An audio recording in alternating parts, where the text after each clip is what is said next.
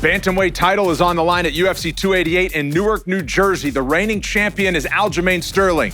He wants to keep his belt when he takes on Henry Cejudo, the former two-division champ who's making his highly anticipated return. Here for the preview is UFC analyst Alan Jouban. Sterling has risen above the rest in a loaded bantamweight division, but Henry Cejudo never lost that title, and he wants it back. He wants it back. And not only is he known for the Olympic caliber wrestling, but he's a guy that since he's been in MMA has really leaned on that striking and a lot of big power in that striking, had a lot of success in this one. And I think he saw something in this division that made him want to come back and get that belt back. Meanwhile, on the other side, Aljamain Sterling has been perfecting that crafty style of his, the scrambles, the taking the backs, the finishes that he has had in all of these matches. He's really been able to level up his game in the years that Henry Cejudo's been away. All right, Alan, hit that fight focus. You might think we start with the champion, Aljamain Sterling. We're going to dive into the game of Henry Cejudo since he's been off for 3 years. And also, we're not starting with wrestling where he won an Olympic gold medal. We're starting with his striking because he's great there too. I'm so excited about this part because, as you mentioned, he's so good at wrestling and grappling. He's been doing it. He was at the Olympic Training Center when he was still a teenager in high school, right? People were looking at him. He's taking that same type of passionate mindset and competitiveness, and he's coupled it into his striking game. And it is shown in leaps and bounds that he is a striker first now that likes to put the wrestling in his back pocket. He's fallen in love with his power and ability to knock people out. And it's what happens with people. They're very good. You can see he's got very good hand speed. He's able to punch and counter. He's got tremendous kicks right there. A lot of wrestlers in their career, they just want to be grounded heavy, throwing boxing and grappling. But he's somebody with elusive movements, has the offense, the defense. He will be competitive enough to stay on the inside and show you that he has the better speed and power. But what I really want to dig into right here is this. He's a very smart striker. I speak about his IQ and how much he prepares for fighters. Now, this is a fight right here that lends itself to the Aljamain Sterling fight a lot because Dominic Cruz, a lot of movement, switching stances, and a tremendous amount of lateral movement. So how do you take away the wheels on a lateral moving fighter? You chop the legs out a lot. And so that's what he's doing to begin this fight. Right away against Dominic Cruz, he starts chopping the leg. And one thing that I picked up on when he's chopping the legs of Dom, look where Dom's feet are. He likes to do it in between stances when Dom is squared up or in between switching stances because your defenses aren't as sharp when you're making these type of moves. So when these happen, you could see Henry Cejudo beaming these powerful leg kicks. He throws everything in these kicks. These aren't like feelers or distance finders. These are chopping kicks trying to do damage, where then he could now close the distance later on when he stopped some of that movement. So you see, again, great kicks right here against Dominic Cruz. On this one right here, it was when he's switching stances. He's waiting for him to switch, takes the leg out again.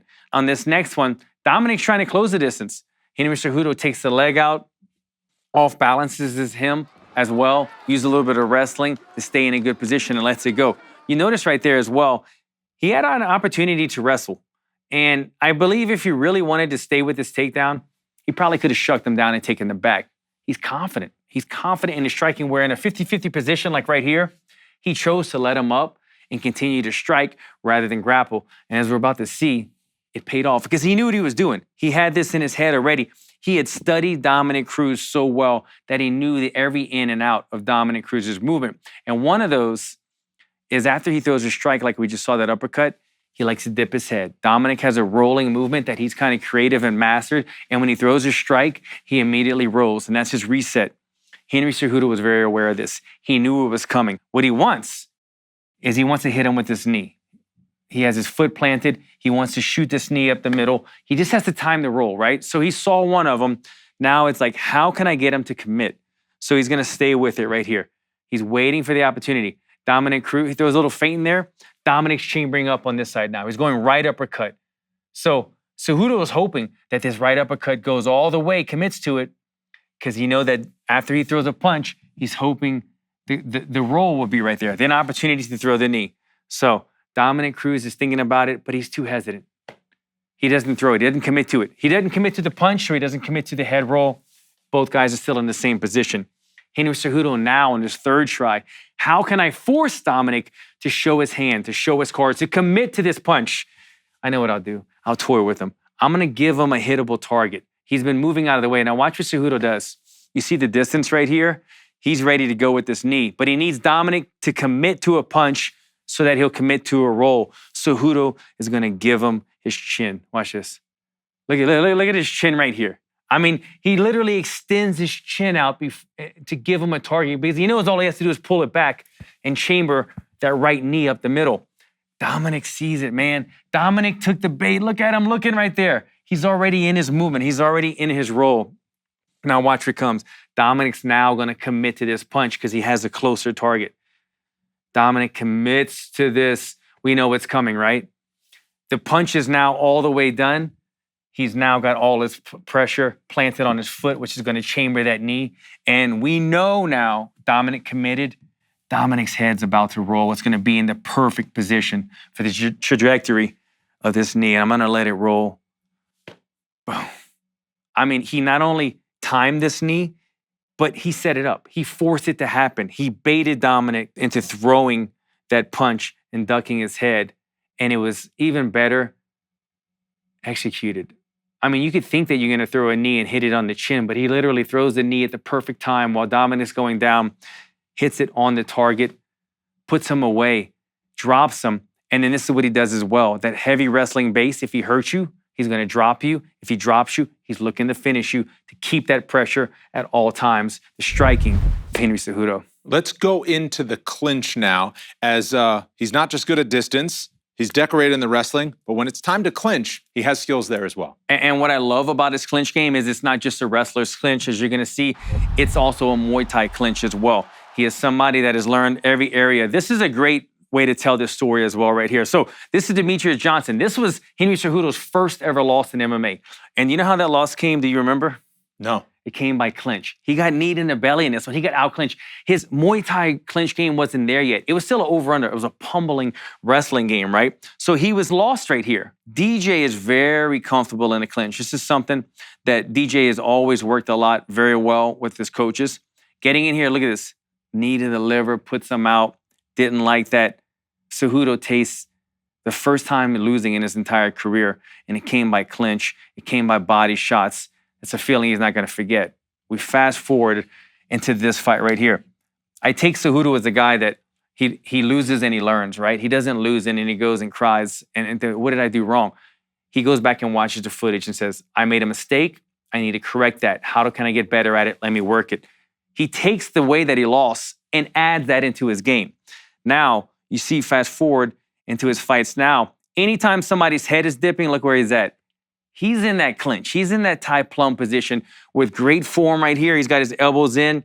He's landing. If he has opportunity, you dip your head low enough, knees to the face, but he's got shorter legs, right? So it's probably going to be more knees to the body. That's just the easier target to hit while you're kneeing. But I love the fact that this was a move that cost him his first ever loss. And he took it and put it a part of his game. And now not only is it a part of a game, it's a strong part of his game. I mean, he's dominating in this. Knees to the face, knees to the body. He's got nice plum right here. If you want to see a great plum grip, you got your hands clasped around the head, but not the neck, because if it's around the neck, they can still lean back, right? So if you got to go to the small of the head, then they can't pull their head back.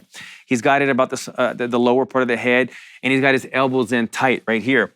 If your elbows are wide, they'll just swim through, you know, that swimming position. But he's got his elbows pinched in, so it's harder for somebody to get, from Marlon, to get his arms in there. So he's got a nice tight grip, and you know his grip's going to be strong from wrestling his whole life.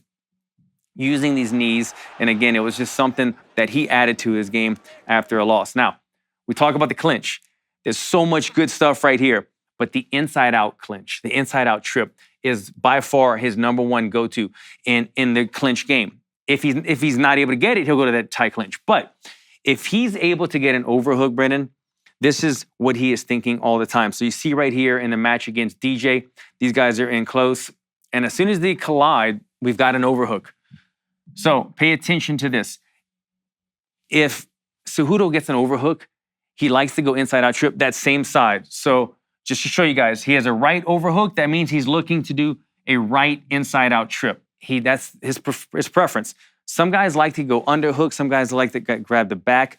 Henry loves this overhook, and he presses down on it, and he's a master at it. He's really, really perfected it. And we're going to even see he gets better at it during the course of this fight. So what he wants to do, he wants to get that overhook, and he wants to swing his opponent this way, forcing them to take a step forward right here, allowing an easier target for him to get that inside trip. And you can see already his hips are already shifting. They're not square. They're shifting at an easier angle for him to slide this knee in. He's already prepared for it. But as soon as you see an overhook, that's probably what's coming. So as I roll it forward, you see swings him in, inside trip, inside outside trip, gets a takedown on DJ. He's looking for this again later on in this fight. So as the fight goes, these guys are going back and forth with these moves. And Cejudo is not the only smart fighter in here. Obviously, DJ is a master at what he does. DJ is picking up on what's happening here. So we're going to see the same thing. Now we're on the opposite side, right? As I told you, he can go both sides. The last one was the right side. This is the left side, outside trip. So you know that the trip is probably coming from here. DJ is picking up on this. He knows if he's in this outside hook, he needs to be cautious of it. So the only way to really get out of an inside-out trip is to step over it, to back step. Because it's essentially, I'm putting something right here that you can no longer back up. He can no longer back up because he's going to hit this leg. The only way to get around it is if DJ high steps. If DJ could high step over it, he's free. He left a small opening for DJ to step out of it, and you see that's what he does. Look at that, inside trip. He's able to avoid that one. Immediately, though, this is the level of wrestling of Cejudo. He's staying with it. He's chain wrestling. He's already got, he's got the overhook here. He's knee tapping right there. And he's got the hand on the lat right there, pulling down the force. And it's not just the chain wrestling that's allowing this, but it's the constant pressure, right? Because a lot of guys are going to chain wrestle, but there's going to be an opening, a gap in between each maneuver. Cejudo goes effortlessly, seamlessly from one to the next one, and he's probably going to have to do this against somebody with the scramble ability of Aljamain Sterling. But again, in this one, inside-out trip, DJ was good about getting out of it. Cejudo was even better about chain wrestling and finishing the takedown with that knee tap right there. At this point in the fight, Demetrius is getting a little more aggressive in the wrestling, in the grappling department. He's not wanting his back to be against the fence, so he's starting to initiate these takedowns, and Cejudo could feel that. So Demetrius right now is moving Cejudo forward, and he feels, it's giving him almost a false sense of security that he's winning the grappling exchanges because I'm backing you up. I feel like I'm winning. Cejudo is aware of this, and so he's looking for the right moment to get the takedown. So again, right overhook, we know it's coming. Inside-out trip on the right side. He just needs to wait until Demetrius' foot is closer, right? Normally, I would swing him like we talked about earlier. Normally, it's a swinging position. But in this case, Demetrius is being the aggressor. Demetrius is walking him backwards. So it creates almost the easier takedown. He's going to wait until Demetrius steps forward with this leg, and then he could plant his foot and get this inside-out trip. It's going to be on the right side because it's a right overhook. So watch him plant his foot right there. You see that? He lets Demetrius walk forward, feeling confident, plants his foot, right overhook, right inside trip. Now this is where it becomes a real thing of beauty that I could appreciate this so much. The last one, you remember what happened? He was a little bit low on that inside trip. Demetrius Johnson high-stepped out of it. Henry Cejudo, he's not going to make the same mistake twice, okay? On this inside trip, look how high he is. He goes in a lot higher, making sure that he can't step out. But watch the hold that he does. He does a leg curl, essentially, all the way down. Look at this. All the way down, you can see there's only a couple inches of space right here between his heel and his butt. His leg is almost touching his butt right here, not giving any window of opportunity for Demetrius to escape a second time. So he made another adjustment on the fly. This is the type of wrestling, the type of clinch game that Cejudo possesses. And this is why he's been so good and so dangerous in all of his fights, because you ample that with powerful striking, educated striking. But if you collide with him, one of these factors might happen. And of course, one of the reasons why he shot up the ranks and was known as a decorated combat sports athlete, not just an MMA athlete, is because of what he did in the wrestling department. He won a gold medal, then he transitioned to MMA, but his wrestling base has obviously stayed top-notch. And how funny is it that wrestling is number 3 on the list? Because that's how good he's gotten, right? We could list it later on because he does everything else so well that we don't have to just always talk about how good his wrestling is, because you just said it. he puts it in his back pocket. He makes it something that is not needed all the time. Henry's a very powerfully built guy, right? He's a shorter, stockier frame, very big, large back. So a lot of his movements are going to be powerful moves. And in this situation, this is the head on the inside single. Like a lot of guys would run the pipe. And what that means is you take a small step forward, a big step back, and you drag them down. You push your hips down. Henry's such a strong guy. Watch how he just rips it. He's got the power to just rip it. He doesn't need to run the pipe if he could take you off of your feet. Same thing in this one. High crotch. You see Daniel Cormier loves this one. High crotch, elevate. He's going to pick up a guy at 135 pounds all day long. He'll do that to the heavyweights as well. This sequence right here really speaks about the level of wrestling that he has, because this is an area right here that 99% of the guys in the UFC, if you were Henry Cejudo, would have been on your back. He was off position. He was just in a tough spot because it was a good defense by DJ. But I want to show you in detail the small adjustment that Henry Cejudo makes that makes him the highest level wrestler we have seen inside of the octagon. And so you see right here, Demetrius is coming in, nice level change right there. Demetrius is aware of this, and he's going to go and he's going to take this overhook right here, and he's going to use his whizzer. And he's essentially shucking Henry off. He's using this and bringing it up real high. And you can kind of already see the momentum of Henry off balance. His foot's off. He's about to fall on his back, kind of in this direction. He's getting shucked in this direction, off balance. It's a tough place to be in, even though he initially had a good shot. But Demetrius was aware of it and was able to use that whizzer. Now look at the reset. Henry takes a small step out. Let me try to back this up a little bit. Henry's going to take a little reset. Instead of falling on his butt, he's going to step and catch an angle and replant his foot. Meanwhile, what that does, Demetrius is essentially leaning on him. Leaning his weight against him right here, right? All his weight. See his hips into it? Now, if I'm leaning on you, Brandon, and you move out of the way, I'm going to fall on my face, right? And so that's what he does in this move. He's resetting his shot with this movement, and he's giving Demetrius nothing to lean on anymore, which makes him off balance. Now watch when I pause it. Look at where Demetrius's base is now. He's got this huge gap. Meanwhile, Cejudo's already reset. And if I back it up even further, I just want to show you the athleticism as well. Look at where he's at.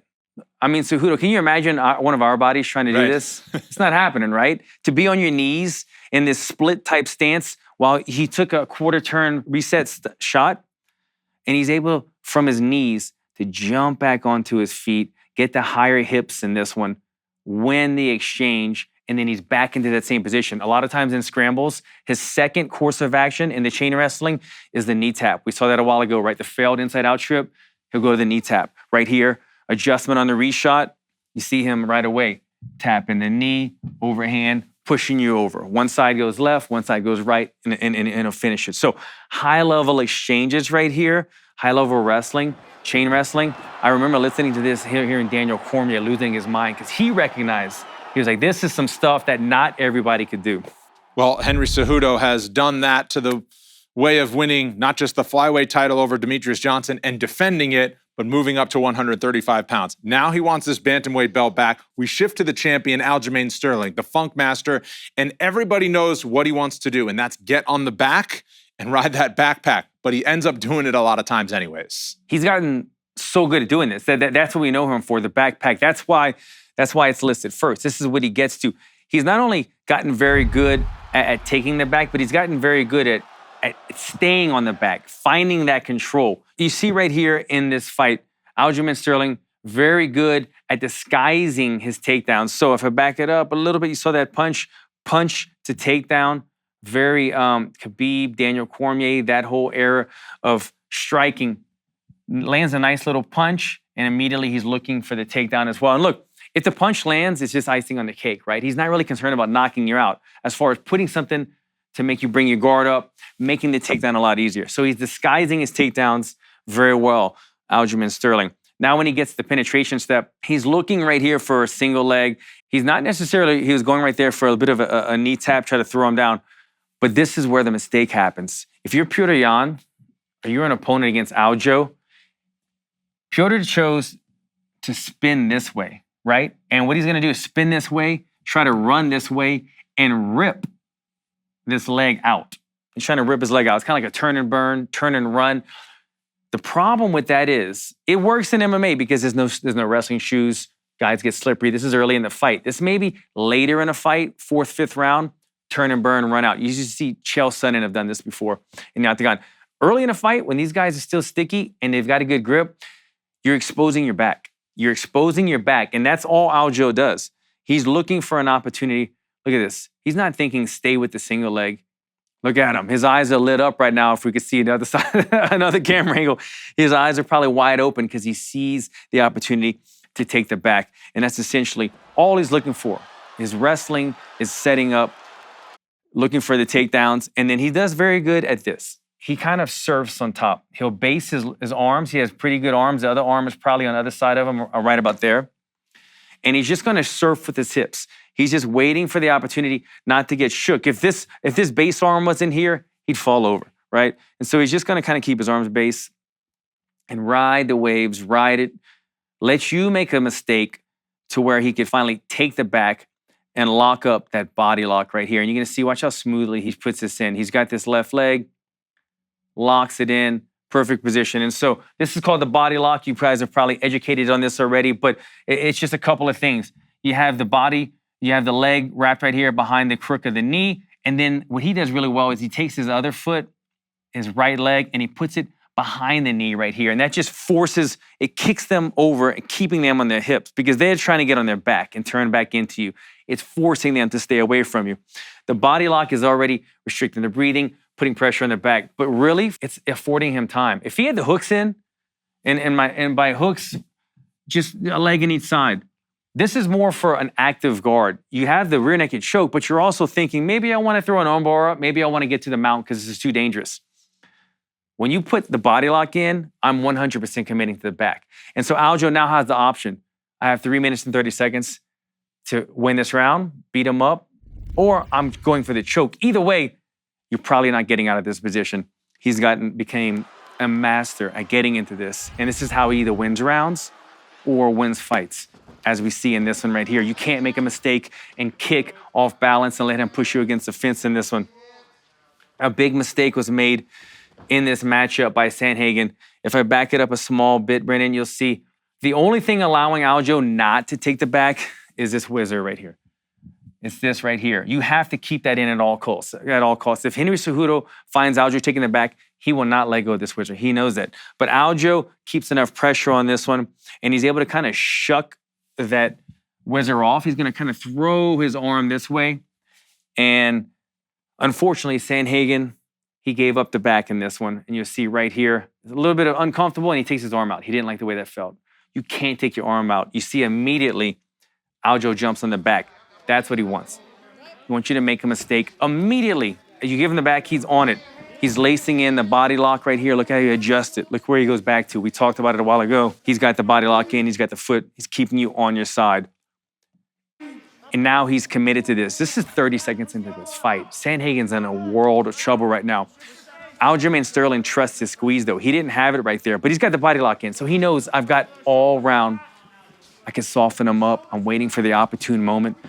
Make him make a mistake, make him pop his chin up in the air.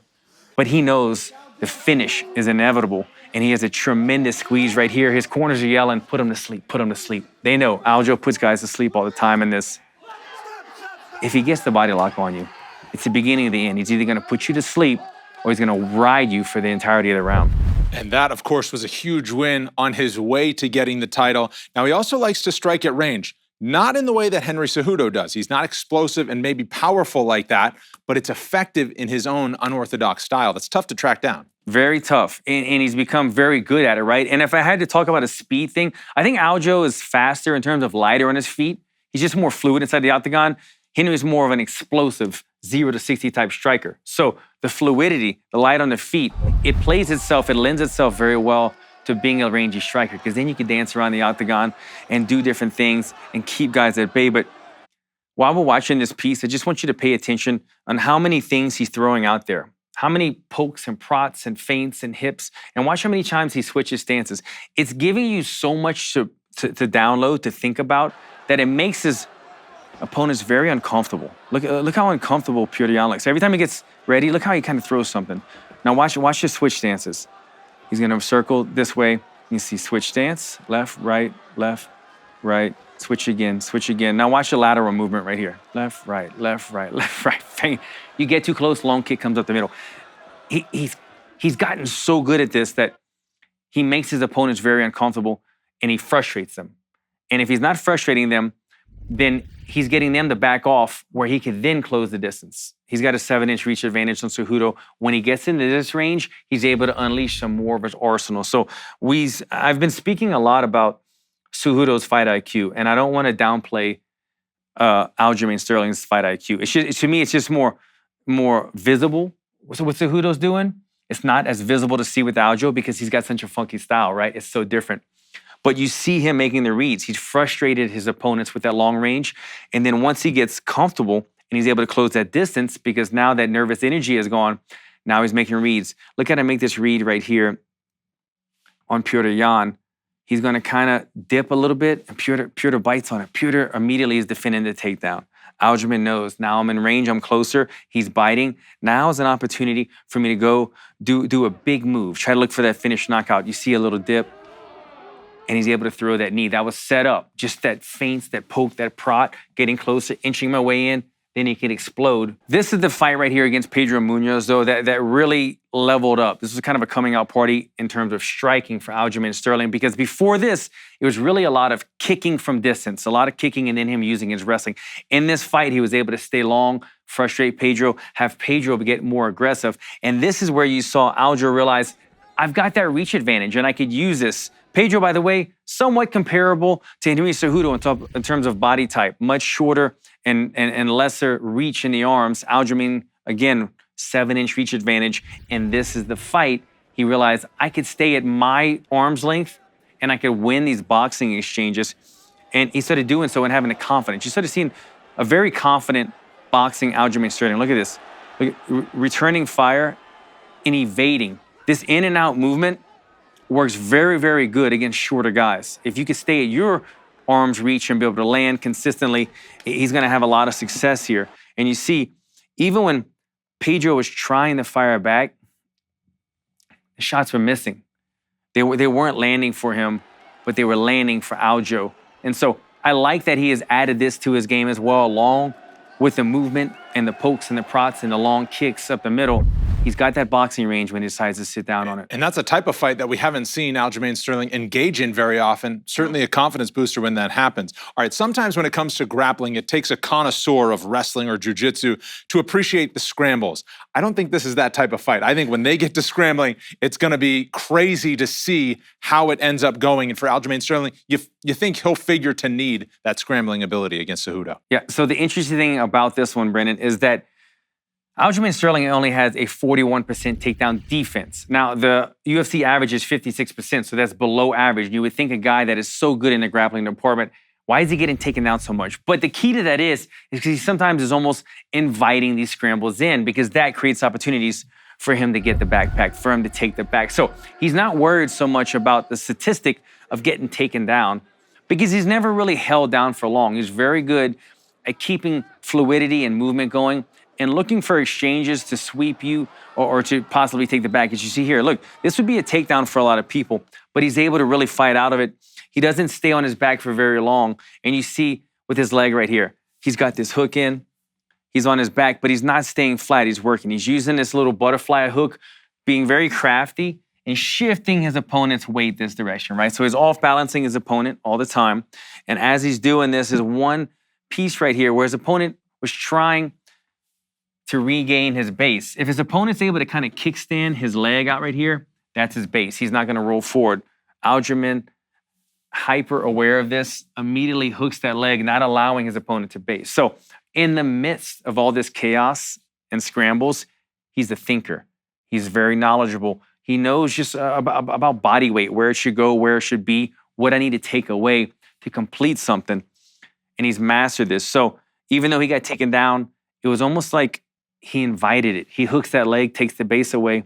Now he's going to just lean back and off-balance his opponent, because his opponent has no more base with his left leg trap. Aljamain stays with the scramble right here, ends up on top. Another exchange. It's back and forth. His opponent goes for the guillotine. He's not worried about it. Jumps over the hip, frees his head. All this happened in a matter of seconds, right? But this is Aljamain's style because at the end of the day, he ended up on top. So he doesn't worry. There was maybe 2 or 3 takedowns counted against Aljamain Sterling, but he finished in a dominant position. So that's what he's worried about. So we can't look at the numbers so much in this matchup, which Aljo, because he invites these takedowns. He's not worried about it. You see right here, he's gonna go for a throw. It's not there. He's gonna look for this little scissor sweep, a very dangerous one. Ends up on his back. He's not worried about it though. Look at how uncomfortable he makes his opponent. Even though you would think he's in a bad position, he's on his side, he's on his back. He's looking to off balance his opponent right here, pulling the leg. He's got his head right here trapped. He's almost kind of crushing down on the neck right here. He's always keeping it funky, staying in this kind of world of, you think you have me, but this is playing into my hand. This is playing into my cards because I'm looking for the opening. That's his style. That's his style. Create scrambles, create havoc, and hopefully somebody makes a mistake trying to escape or thinking that they're in a dominant position when really he's setting this all up because he's very comfortable being uncomfortable. Well, you mentioned the funky style of Aljamain Sterling. No more fitting nickname for a fighter, perhaps, in the UFC. The X factor might just be that funk master style that he brings.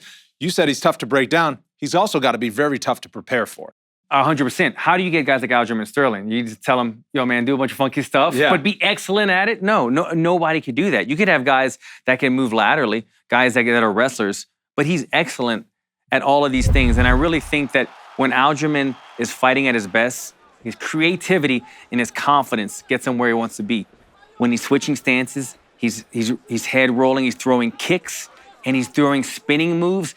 You know that he's feeling it. And this is that funky style that, as we just said, how do you prepare for somebody like this? Somebody that moves so wildly, so athletic, so strong.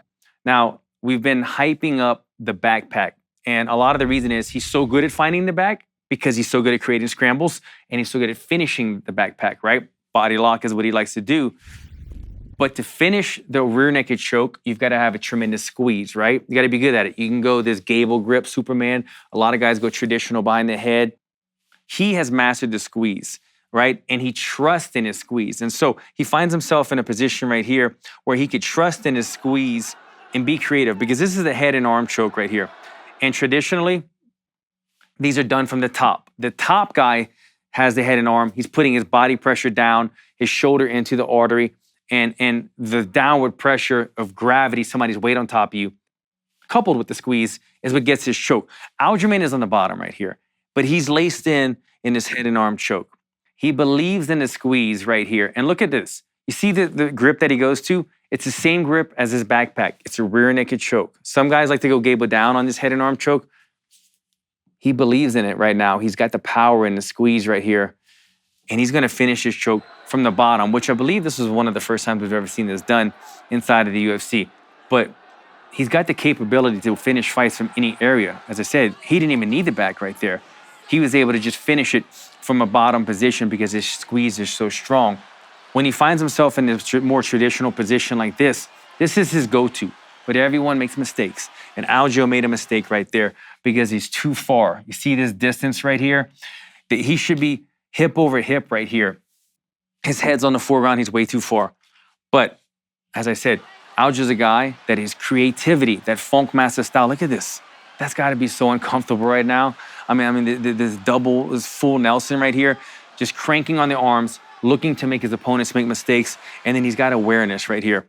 He's high again, but he's off to the side. And you can see the vision of Aljo. He's looking to the left, and he notices that this leg is out there. It's out in the open.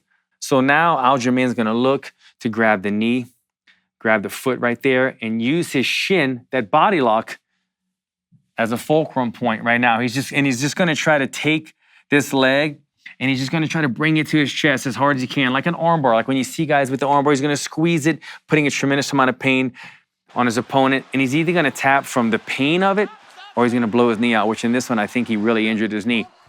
But it shows the creativity that Aljamain Sterling has.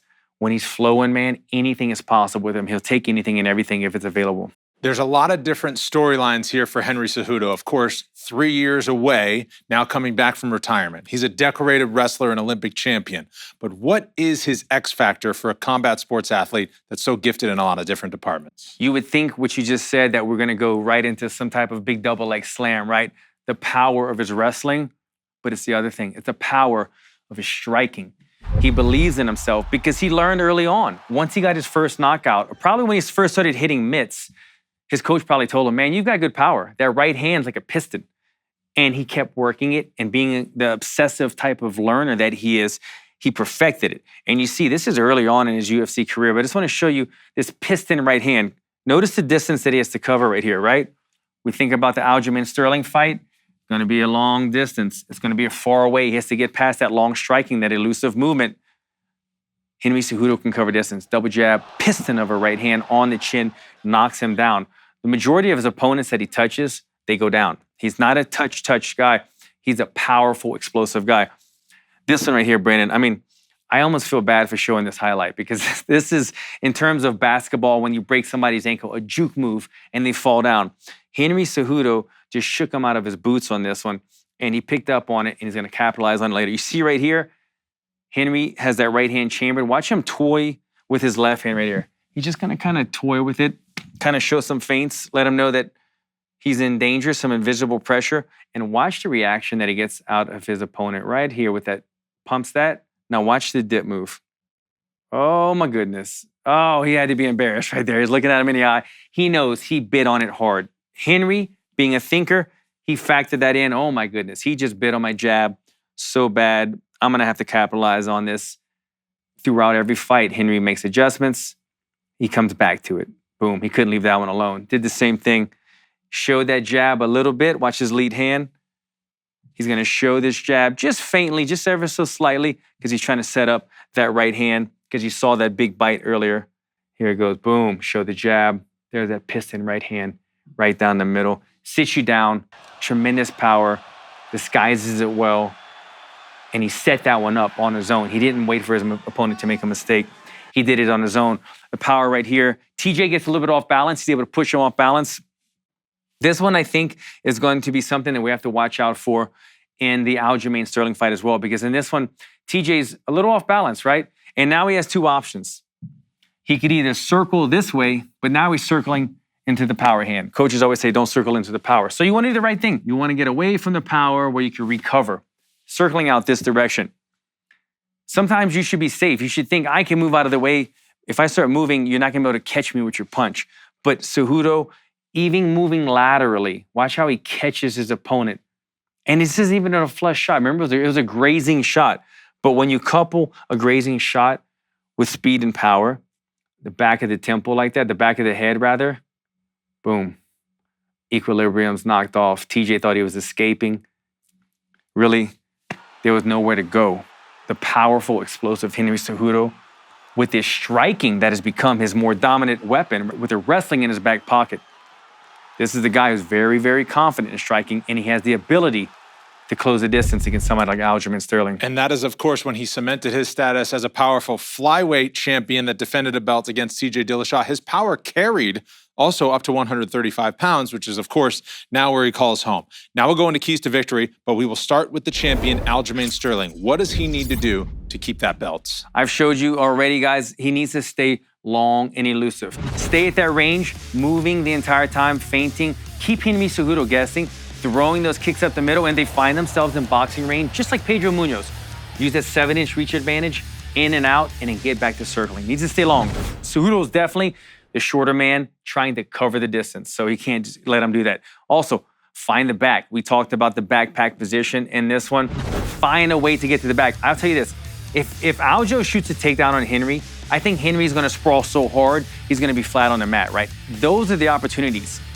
Test the wrestling capability of Cejudo, not in a chance of thinking I'm gonna beat him, but the pride of Cejudo will do everything possible not to get taken down by Aljo.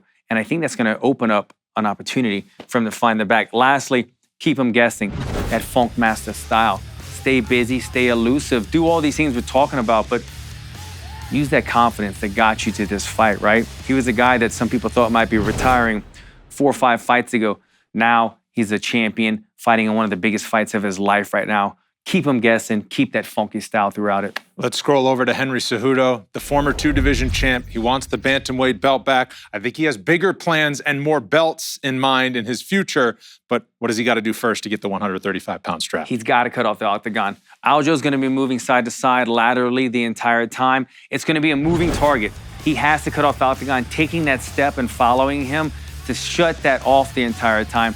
That way he could land those strikes. But he doesn't want to be being walk the dog, they say, like the boxing coaches say, walk the dog. He doesn't want to be following. He wants to be leading this dance against Aljamain Sterling.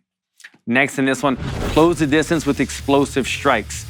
We've showed you, he's got a piston of a right hand, and even if your opponent's moving laterally, he could hit you right there. So cut off this octagon and find those opportunities to use what we said is his X factor, his striking. World-class wrestler, his striking can get the job done in this matchup. Make smart adjustments and then capitalize on him with that striking. And lastly, control the grappling exchanges. He's the better wrestler, but again, we feel like there are opportunities there for Aljo to take his back, or he's going to be trying to take his back, and that's his secret weapon, getting that body lock in. So whenever he sprawls, be cautious about it. Whenever he gets into the clinch, be cautious about it, because I think he will take Aljamain Sterling down, but as we showed, Aljamain is comfortable being taken down because he's looking to create a scramble.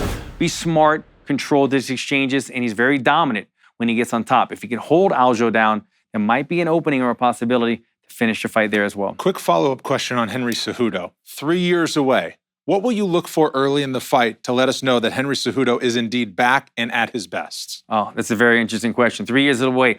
And so when that happens with a lot of fighters, we wonder, how will they look? I'm going to be honestly, his walkout. When he's walking out, how is he looking? How is the focus there? It kind of tells me a little bit about how they're acting. And then right away, when the fight starts, I want to see if he's making these reads, because Henry's a guy that you could see him studying fighters. And if I see him studying Aljo and then making that adjustment right there, I see he's in the zone.